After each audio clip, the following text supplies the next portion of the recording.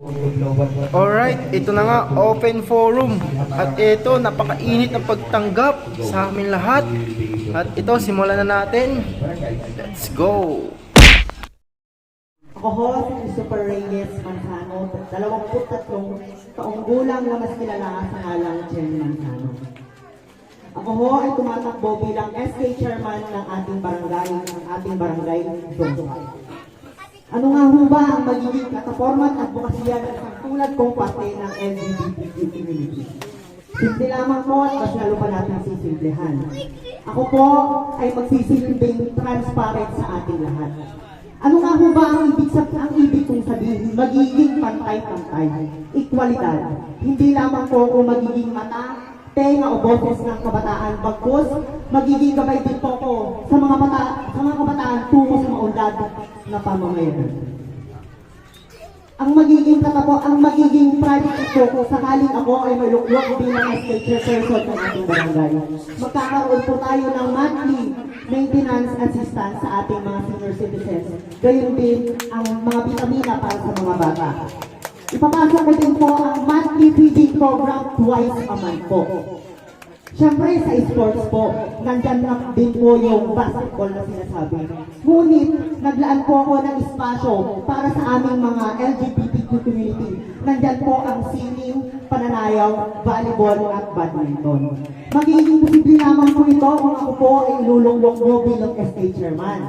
Ganun din po, kung ako man po ay palaring manalo, itatayo ko po ang ating barangay fiesta. Barangay fiesta na kung saan ito ang magiging susi upang maipakita natin sa lahat ang ating pagkakaisa, pagbabayan at pagbubuklod-buklod. Nang sa ganun, maipakita natin sa iba na ang Zone 5 pala ay hindi basta-basta. Maipakita natin sa lahat na kaya pala natin yung mga bagay o mga organisasyon na itayo na tayo lang po. Titindig, maninindigan lalaban para sa mga kabataan. Titindig ako hindi lamang para sa sarili, kundi para sa nakararami. Maninindigan ng may puso't tangal at paninindigan lahat ng binitawang plataforma at advocacy. Lalaban po ang ating kabataan hanggang sa dulo ng ating makakaya. Muli, ako po si Christopher Reyes Manzano, alias Chen Manzano, nagsasabing, kabataan ko, ilalaban ko. Gawa, hindi salita. Maraming salamat po. Maraming salamat, kandidato po bilang Sangguniang Kabataan Chairman Christopher Reyes Manzano. Atin na rin pong pakinggan, kandidato pa rin po bilang Sangguniang Kabataan Chairman. Atin naman pong pakinggan ang pagsasalita ni Macron Reyes Ponce.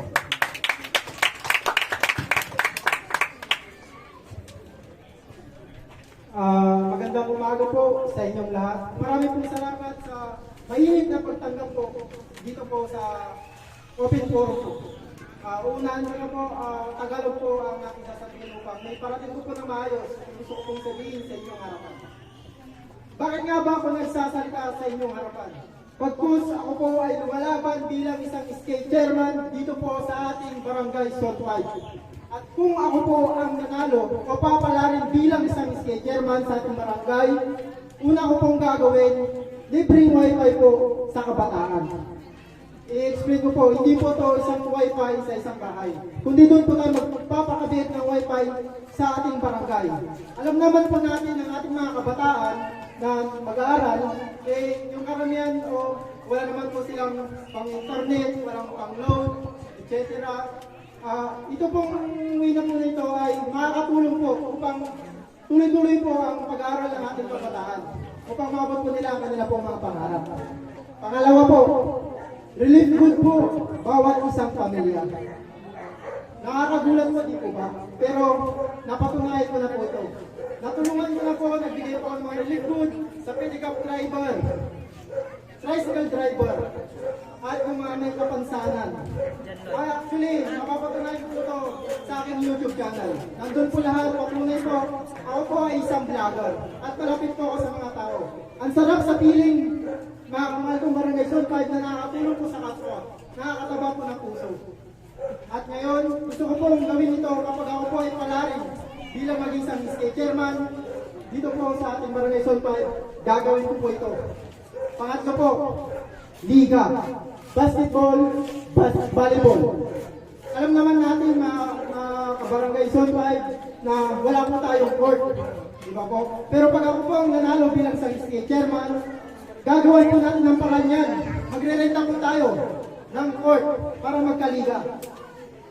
Ito pa po, marami pa akong mga kaibigan na pwede natin hiraman ng court para magkaliga. Basketball, volleyball. At syempre, bibigyan din po natin ng liga ang mga bakla or gay. Alam natin, itong mga gay ay nakakapagpasaya rin po ng mga tao kapag sila po ay naglalaro. Tama o true? Ito po, pang-apat. Common naman din po ito sa mga ginagawa rin po ng mga SK. Feeding program at school supplies, elementary hanggang college. Hindi po yan mawawala at gagawin po natin yan. Panglima po, libreng cake po sa mag-birthday ng senior. Ayan po ay isa kong plano. Alam naman natin na matanda na po sila.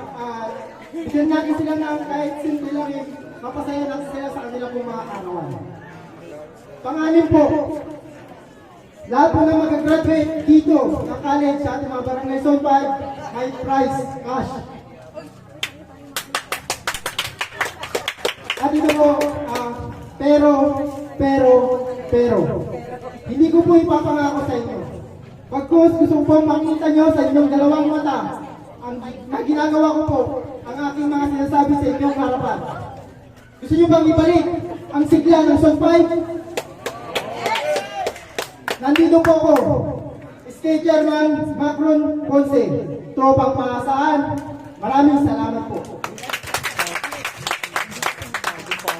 Maraming salamat, kandidato bilang Sangguniang Kabataan Chairman, Macron Reyes Ponce.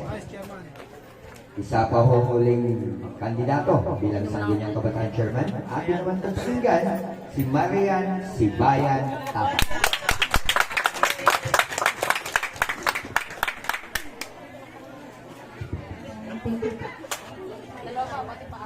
A new vision, a new voice, a fresh start. Magandang umaga po sa ating lahat. Pagbati ng may kapayapaan at kagalakan mula sa aking kasama aking mga SK Kagawad. Ako po si Marian Sibayan Tapak at ako po ay kasalukuyang nag-aaral sa Urdaneta City University ng kurso Bachelor of Secondary Education, major in Filipino. At ako po ay anak na Archimedes at Marisa Tapak. As parang SK chairperson po na may determinasyon, makakasigurado po kayo na magkakaroon po ng pagbabago sa ating barangay. Kaya sana po ay piliin po natin ang may kaalaman at kasanayan po na magmulo sa ating mga kabataan at sa ating po mga kabarangay. Kaya dito po ako sa inyong harapan para mas lalo po ninyo akong makilala. As a EDUC student po, nais ko po magbahagi ng aking kaalaman at sa ating pong mga kabataan. Nais po namin magsagawa ng tutoring session po at kasabay na rin po ng pamamahagi ng school supplies at educational assistance, feeding program at nais din po namin na mas mapalawak din po ang edukasyon po sa patungkol po sa sex education dahil alam naman po natin na talamak na po teenage pregnancy sa panahon ngayon. Nais din po namin na magkaroon po ng mas enhance po yung health at nais din po namin na magsagawa po ng academic contest po sa mga kabataan para po mas maibahagi po nila ang kanilang talento at kakayahan.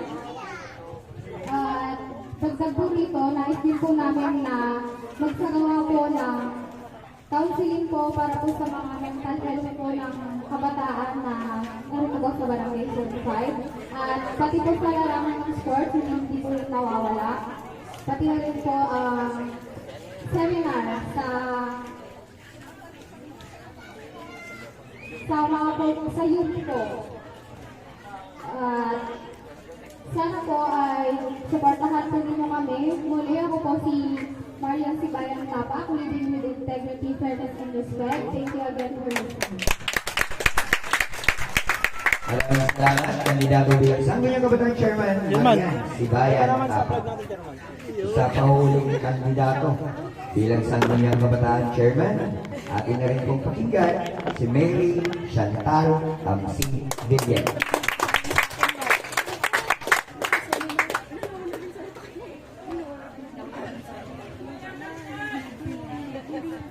Magandang umaga po sa inyong lahat. Ako po si Mary Chantal T. Villedo, 20 years old. Nag-aaral po ako sa PSU Santa Maria. Ang kurso po aking kinukuha ay Bachelor of Secondary Education, major in English po. Ang mga plataforma po na gusto ko pong isulong ay education.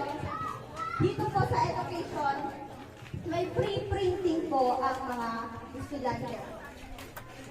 Magbibigyan din po ng coloring book ang mga bata para po ma-enhance nila yung fine motor skills nila.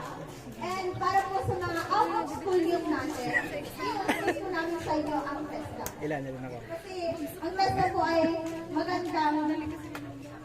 maganda po siya para makakuha po ay madagdagan po yung skills ninyo. So, next naman po ay health. Sa health po, magkakaroon po tayo ng orientation para sa mental health awareness. Meron din po tayong medicine for kids and for adults din po, or senior citizens, maintenance po ng mga senior citizens. Sa sports naman po, if ever po nagkaroon po tayo ng court uso, pupush po natin yung liga. Pero hanggang wala po, electronic na ay online pa lang po. Online games like Mobile Legends, PUBG, Wild Rift, etc. pa po. And another platform po is social inclusion and equity. Ano po ito? Para po sa mga LGBTQ and persons with disabilities. Magiging positive po kami, or magiging positive po ako, if ever po na hindi ko po maisabi yung mga gusto nyo sabihin, or mga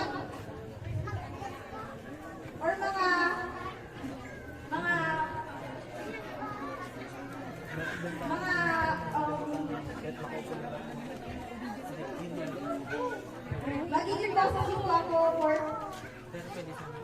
mga pagkagusto po kayo or anything po na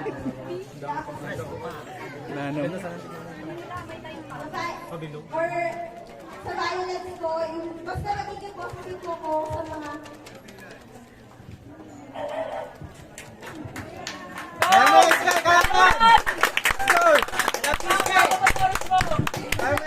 Another platform ko is environment. Pupush po natin yung dapat po ang mga kabataan ko is active sa clean-up drive po. Mas better po yun kasi mas ma-enhance po yung social skills po yung mga kabataan. And active citizenship po. Yun po another platform po, active citizenship. Yung dapat maging aktibo po ang mga kabataan natin sa mga proyekto po na gagawin ko po as a SK chairperson po. Yun lamang po, salamat po. Ang muli, si Mary Chantal T. Villedo, tumatak po as an SK chairperson or chairwoman po. Salamat po. Maraming salamat.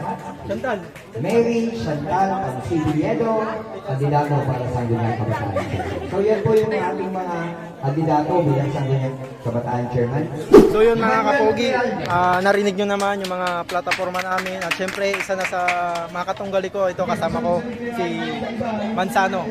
Guys, ayan, isa sa mga katunggali ko, narinig nyo naman yung plataforma niya, napakagaling din. At syempre, ang ating SK na chairwoman. Hello, ayan. Ayan, sports lang. At syempre si SK chairwoman Chantal. Ayan. Good luck po sa amin lahat. Maraming salamat po sa pagkinig sa inyo. At tingnan natin yung resulta kung sino po yung lalabas. Muli, nagpapasalamat po kami sa inyo. Sharika Mika. Hanggang dito na lang. Peace!